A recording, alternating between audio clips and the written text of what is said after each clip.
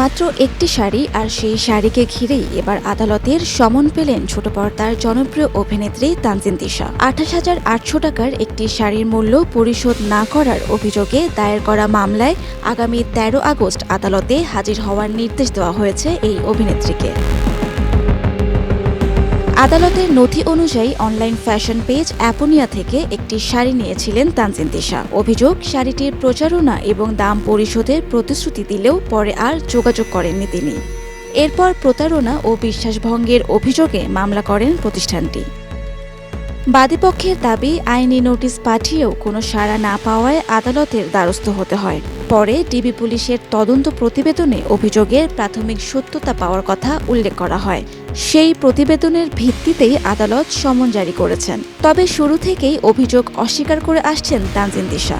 তার দাবি, শাড়িটা তিনি কেনেননি, উপহার হিসেবে পেয়েছিলেন, তাই মূল্য পরিশোধের প্রশ্নই ওঠে না। একই ঘটনার দুটি ভিন্ন ব্যাখ্যা। এক পক্ষ বলছে এটি পাওনা টাকার বিষয়, অন্য পক্ষ বলছে এটি ছিল একটি উপহার। সত্যতা শেষ পর্যন্ত নির্ধারণ করবেন আদালত। আর তাই আগামী 13 আগস্টের শুনানির দিকেই এখন তাকিয়ে আছেন তানজিন তিশার ভক্ত, বিনোদন অঙ্গন এবং সংশ্লিষ্ট সবাই। Desk report, hello Bangladesh.